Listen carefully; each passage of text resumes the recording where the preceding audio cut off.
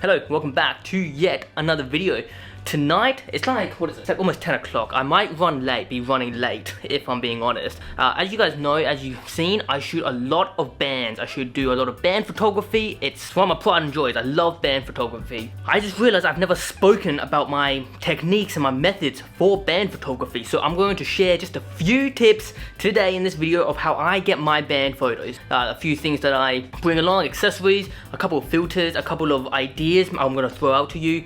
And hopefully, if you ever shoot bands, maybe you can use some of these ideas and have fun and get some cool shots as well. First thing first, I'm going to show you two filters before I have to leave. Two filters I use almost all the time when doing band photography, and they just add so much. So the first filter is this filter here. No, it is not an ND filter. It is a black mist filter. This one's from Nissi. I want to get the Polar Pro ones just because I had a couple of these. I bought like a few for different thread sizes, and one of them fell apart on me, and I'm like, I don't know how that happened. So I'm gonna go get the Polar Pro ones when I can. Right now this one's still working. If I just hold it in front of the lens, you may even see the blooming happen. I know that's bad. All right, see this light? Yeah, check this out. Oh, you see that? Look at that bloom just happen on that light. Without, with. Oh my goodness, it really helps. Now, I don't always use it because sometimes the haze and the mist that's already on stage, it just becomes overwhelming. But when there's not as much of that haze and mist, yeah, this mist filter, of course, adds a lot of that mist look, and it's something I use all the time. So that's number one. That filter is amazing. The next filter I bring, and it's this one here. This is the blue morphic filter, and it adds like those blue anamorphic streaks you get in your films, your photos from an anamorphic lens. Now, this does that via a filter because I don't have any anamorphic lenses. I don't get those streaks, but this is a very good way to get those streaks. What I really love about the Polar Pro filters is they come in like these nice hard cases. Like the Peter McKinnon ones, this blue morphic, I imagine most of the Polar Pro filters come in this sort of case. It's really cool. If you accidentally drop it like I have in the past, it will be, rest assured, protected because hard case. Woo! I've actually got to get ready, so I'm just gonna pop you down, and while we do this, I'm gonna rotate that light. Okay, we're gonna move this light. Look, guys, I have paid my energy bill. I don't just use these sort of lights for everything. I just prefer the dark. Okay? While doing this, I'm gonna tell you a few lenses that I do bring. So of course, there's this 15 to 35. Whoop! Punches into some good detail out to 15. This way you can get like the entire arena, essentially. I don't think I've ever missed a shot like wide angle because everything's in it, just everything. So 15 to 35 is like a key lens, and again, I use it for vlogging, so it doubles up in that retrospect. That's pretty cool. The next lens I bring, 24 to 70. Can't go wrong with a 24 to 70. Love this thing. If I had to bring one lens, it'd be the 24 to 70 because it's a little bit wide to a little bit telephoto. Do I need a 70 to 200? No, I don't think I've ever really needed a 70 to 200 unless I'm shooting a festival, but that's not the kind of thing that we're shooting today. Also, I know the venue I'm going in, and there's like no room, so I'm actually gonna pack my smallest camera backpack. You know, a lot of people say to me, Vipop, you have a bag issue, and to them I say, you are absolutely right. However, it's not like I'm hating myself with how many bags I have and the choices I am blessed to be able to make. So I just use this pencil case, this Orbit Key pencil case. Just has 4 batteries in there, so hopefully never run out when I have those.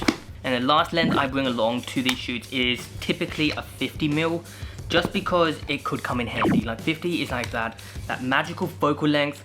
No matter what you're shooting, it's almost great in every department with the exception of maybe landscapes, but lighting's changing all the time. If you definitely need like a really good low light lens, this one here is 1.4, has a 1.4 aperture, so the aperture opens super wide, lets in all that light. Blower, also essential to have. I try to keep all of my equipment clean, so I don't need to be using this on site, so I try and clean it down before heading out. Depending on the gig, depending on what I'm doing, I also sometimes bring this Fuji X100 just in case you want to get other shots. A smaller go anywhere camera, good to have as well. So see ya. Okay, these are super important. These are my loop earplugs. When you're ever at a concert, loud noises anywhere, bring earplugs.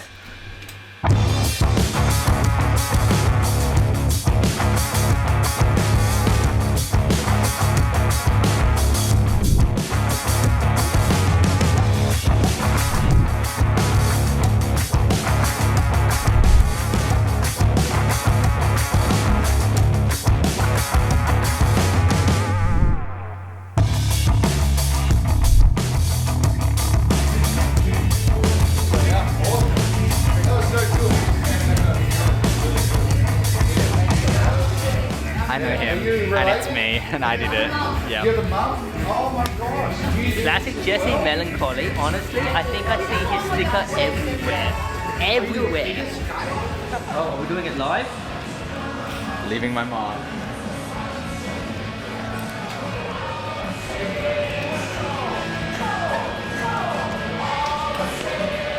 That's how it's done.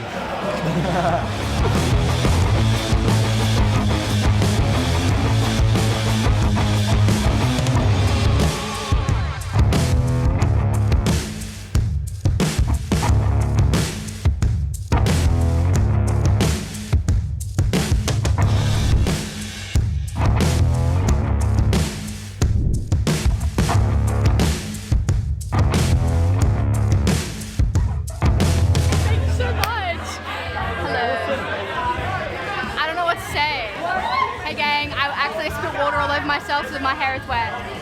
Rock on.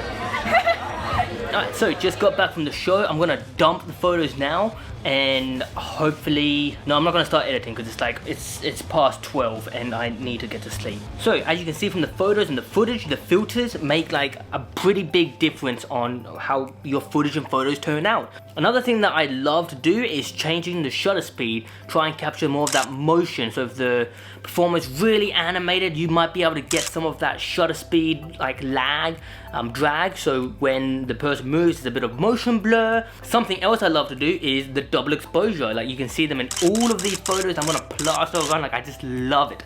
Love double exposure. It's really easy to do in camera. Just you go into your double exposure settings. I'm not sure what it's called, but here I'll show you what it is like on Canon. So this is what the Canon double exposure, and you can change it from like 1 through to, I don't know, 10. I typically only do 2 or 3. Anything more than that, I feel like it gets a little too crowded. Or if you're gonna do more than one overlay, like especially to do that in Photoshop where you can control what you're selecting a lot easier. So double exposure is also another fun way to spice up those band photos. Alright guys, so I hope you learned something in today's video. If you are gonna do band photography, I recommend maybe not start with the filters. Maybe start with something simple, like maybe try the double exposure trick if your camera does it. Try the different shutter speed and try and get that motion blur that adds motion into your photos. Of course, always try different lenses. And just remember, have fun with it. Just have fun. Huge shout out to Taikani. That was an amazing show. Loved it. Can't wait for the next one. Alright, have a good morning, evening and night. I'll see you in the next one.